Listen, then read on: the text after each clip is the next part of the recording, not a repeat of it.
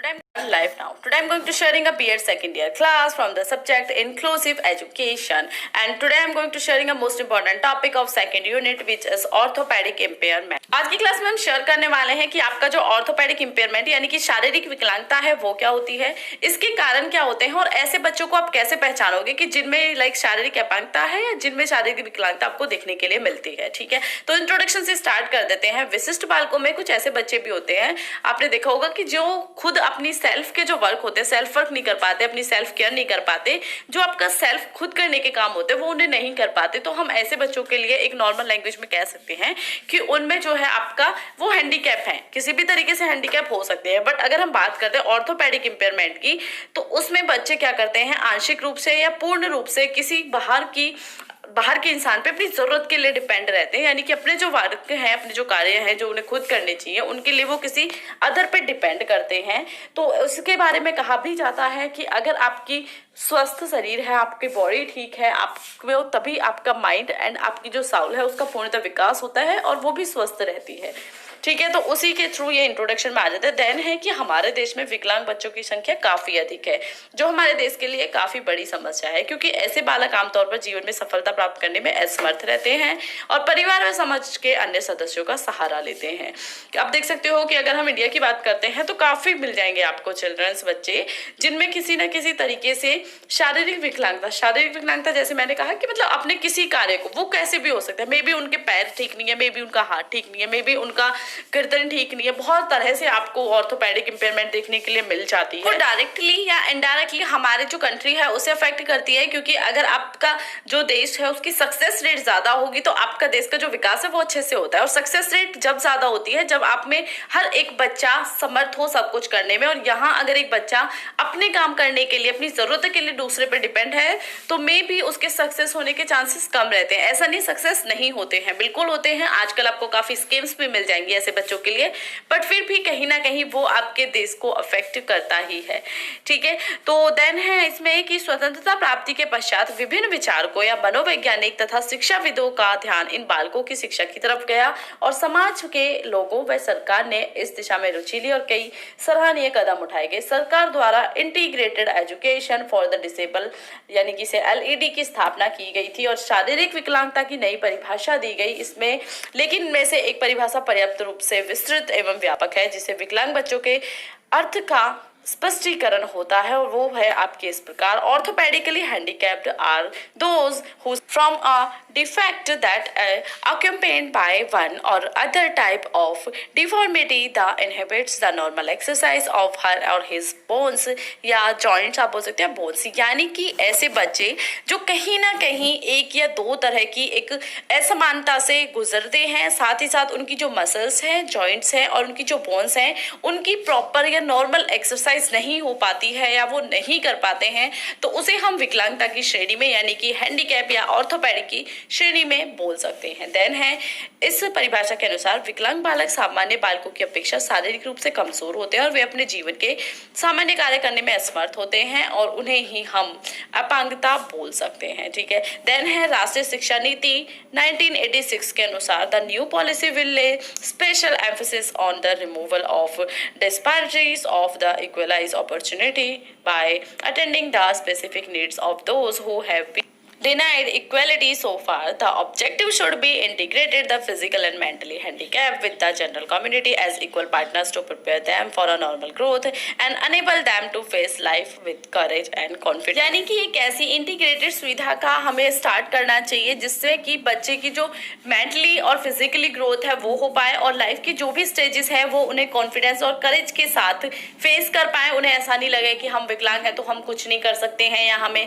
Orthopaedic है। देखो आप का ऑर्थोपेडिक आ जाता है कि शारीरिक विकलांगता, ठीक है, और हैंडीकैप में हम बोल देते हैं कि किसी न किसी वजह से जो कि एक नॉर्मल है। ठीक है, तो उसके लिए एक ऐसी सुविधाओं का चलान करना चाहिए। हालांकि हमारे देश में टाइम टू टाइम ऐसी स्कीम चलती रहती हैं, आज भी काफी नई स्कीम्स आपको देखने के लिए मिल जाएंगी जो कि अभी स्टार्ट हुई है, जो कि आपके हैंडीकैप के लिए होती हैं, चाहे वो आपकी एजुकेशन में हो, वो आपकी जॉब से रिलेटेड हो, वो आपकी फीस से रिलेटेड हो, लाइक कहीं ना कहीं आपको वो चीजें मिल जाती जो कि आपके लिए काफी ज्यादा अच्छी है, आपके देश के लिए अच्छी है, हर एक बच्चे के लिए अच्छी है। अब देख लेते हैं कॉज ऑफ ऑर्थोपेडिकली हैंडीकैप्ड, ठीक है, यानी कि किस किस कारण की वजह से ये होता है। तो फर्स्ट आ जाता है आपका जन्मजात अनियमितता, यानी कि गर्भावस्था के दौरान कई माताएं कुपोषण का शिकार हो जाती है और कुपोषण के कारण बालक का विकास भली प्रकार से नहीं हो पाता और कुछ दोष उत्पन्न हो जाते हैं। जन्मजात अपंगता प्राय चिकित्सा द्वारा ठीक नहीं हो पाती, इसके लिए सहायक उपकरण, कौशल तथा शिक्षा की आवश्यकता पड़ती है। यानी कि जो आपकी हैंडीकैप है वो जो जन्म से होती है। आप देखते हो बहुत बच्चे हैं कि बर्थ से उनका पैर खराब होता है या हाथ खराब होता है, तो वो उनका जन्म से होता है। वो जन्म से कब होता है कि जो उनके पेरेंट्स होते हैं, उनकी जो मदर होती है, उन्हें एक प्रॉपर डाइट नहीं मिल पाती, उन्हें एक प्रॉपर खाना नहीं मिल पाता, वो पोषण नहीं मिल पाता जो उनके और उनके बच्चे के लिए इंपॉर्टेंट है। तो उसकी वजह से वो उसका सीधा सीधा अफेक्ट बच्चे पे पड़ता है और जिसकी वजह से बच्चे की ग्रोथ नहीं हो पाती है, और वो ग्रोथ नहीं होती है तो सीधी सी बात है कि वो आपकी हेल्थ को अफेक्ट करेगी, आपके विकास को अफेक्ट करेगी। बट इसमें यह है कि जो आपकी हैंडीकैप है, जो भी आपकी विकलांगता है, अगर वो जन्म से है तो उसे आप नॉर्मली मेडिसिन के थ्रू ठीक नहीं कर सकते, उसके लिए आपको ऑपरेशंस कराने होते हैं और वो ऑपरेशन भी आपके एक अच्छे स्किल वाले डॉक्टर से, एक एजुकेटेड पर्सन से ही कराने पड़ते हैं। तो जन्मजात अनियमितता ये होती है। सेकंड होता है आपकी बीमारी, ठीक है। कई बीमारियां लंबे समय तक चल जाती हैं और उनके कारण बच्चों में शारीरिक दोष उत्पन्न हो जाते हैं और शरीर में कमजोरी की वजह से उनकी दिनचर्या प्रभावित होती है। इसके एग्जाम्पल हैं पोलियो या बोल सकते हो मस्तिष्क शोध आदि शारीरिक अपंगता देते हैं। यानी कि कुछ बीमारियां भी होती हैं जो आपको लाइफ टाइम के लिए हैंडीकैप कर देती हैं। जैसे होता है ना कि अगर आप कहीं गिर गए, उस टाइम आपको नहीं लगता कि आपको कुछ हुआ है, बट बाद में आपको पता चलता है कि आप जो उस टाइम बहुत साल पहले गिरे थे, उसकी वजह से आपके हाथ नहीं चल रहे हैं, आपके पैर नहीं चल रहे हैं, आपकी नर्व्स में जो आपका ब्लड सर्कुलेशन है वो बंद हो गया, जिसके थ्रू आपको हैंडीकैप हुई है, तो वो हो जाता है बीमारी।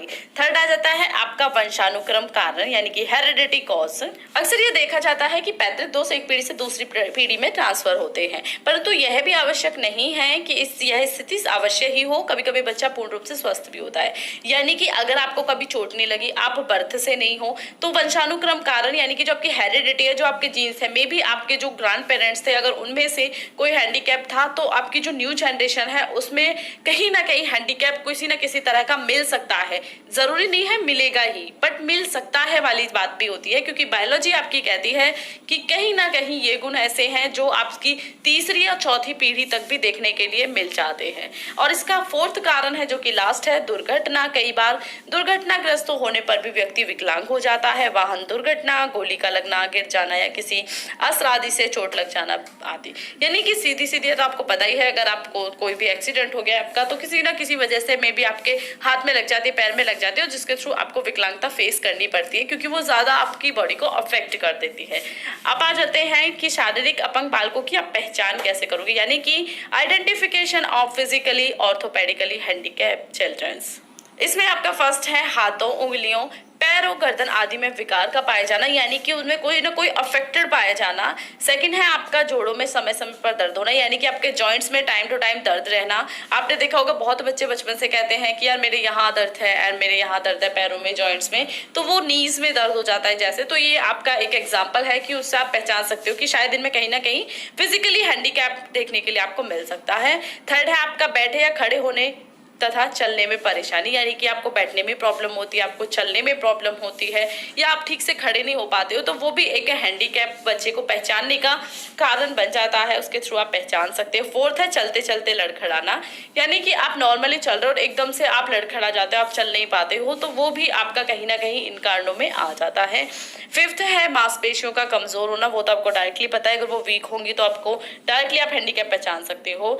सिक्स है आपका बहुत जल्दी थकान हो जाना, अगर बच्चे बहुत जल्दी थक जाते हैं, स्पेशली बचपन की एज में जिस टाइम पे एनर्जी बहुत ज्यादा होती है, तो उससे आप पहचान सकते हो कि इसमें कुछ ना कुछ फिजिकली उनमें हैंडीकैप्ड आपको देखने के लिए मिल जाएंगे किसी ना किसी वजह से। वजह चाहे छोटी हो सकती है बट मिल जरूर जाते हैं। 7 पॉइंट है किसी भी वस्तु को थोड़ी दूर से उठाने और रखने में कष्ट का अनुभव, यानी कि जब आप किसी वस्तु को, किसी भी सामान को लेते हो और उसे दूसरे जगह पर रखने पे जाते हो और आपको बहुत ज्यादा दर्द होता है, तो वो आपका पहचान आप कर सकते हो उसके थ्रू। एंड 8 पॉइंट है जो कि लास्ट है, शरीर में स्थिरता की कमी होना, यानी कि अगर आप एक जगह खड़े हो तो आप कंटिन्यूसली वहां खड़े नहीं रह सकते हो, आपकी जो बॉडी है वो स्थिर नहीं हो पाती एक जगह पे, तो वो भी आपकी कहीं ना कहीं आप उससे पहचान कर सकते हो। अब आ जाते हैं इसमें विशेषताओं पे, ठीक है। अब विशेषताएं क्या क्या होती हैं ऐसे बच्चों की, यानी कि हैंडीकैप्ड चिल्ड्रंस की, तो उसमें फर्स्ट है कि शारीरिक रूप से विकलांग बालक प्राय सुस्त और कम प्रेरित रहते हैं, यानी कि वो काफी ज्यादा सुस्त रहते हैं और प्रेरित, यानी कि उनमें जो मोटिवेशन है वो उतना नहीं रहता। हालांकि इस बात को मैं गलत कहती हूँ, क्योंकि ऐसा नहीं है कि अगर बच्चा सुस्त रहता है, काफी ज्यादा चुप रहता है एंड वो कम बोलता है, उसमें मोटिवेशन नहीं है, तो वो ऐसा नहीं है कि उसमें हैंडीकैप्ड देखने के लिए मिलेगा ही मिलेगा, ऐसा नहीं है। कुछ बच्चों को क्या होता है, मेंटली इनोसेंट होते हैं और उनका ज्यादा लाइफ स्टाइल औरों की लाइफ स्टाइल में वो इजीली मैच नहीं कर पाते, तो इसके थ्रू भी हो सकता है, तो ऐसा नहीं है। बट यस, यहाँ पे ये रीजंस हैं, तो ये रीजंस हम दे सकते हैं, ऐसा नहीं है ये रीजंस 100% सही भी है। आप अपने माइंड से भी लिख सकती हो। मैं हमेशा कहती हूँ बीएड में हो, अपने माइंड से लिख सकते हो। मैं यहाँ पे आप क्या करती हूँ क्लास शेयर करने के थ्रू, जिससे कि आपको पता चले कि एग्जैक्टली बस आपको लिखना क्या है। मैं बिल्कुल नहीं कहती आप सेम टू सेम पॉइंट्स लिख के आइए अपने नोट्स में, यानी कि एग्जाम्स में। मेरे चैनल पे आपको बुक्स भी मिल जाएंगी, बुक्स हैं डिस्क्रिप्शन में, वहां से डाउनलोड कर लीजिए। मार्केट से बाय करोगे बहुत ज्यादा पैसे दोगे, हूँ तो जिससे कि सिर्फ आपको कॉन्सेप्ट क्लियर हो कि इस क्वेश्चन में ये देना था। जैसे कि अब ये ऑर्थोपेडिकली हैंडीकैप था, तो इसमें आप क्या क्या लिख सकते हो, अपने माइंड से लिख सकते हो। अब इस क्लास को लेने के बाद आपको नोट्स को याद करने की जरूरत नहीं है, आपको वो माइंड में आ गया होगा कि ये है। और सेम मेरी क्लास इसी तरीके से होती है कि आपका कॉन्सेप्ट क्लियर हो जाए।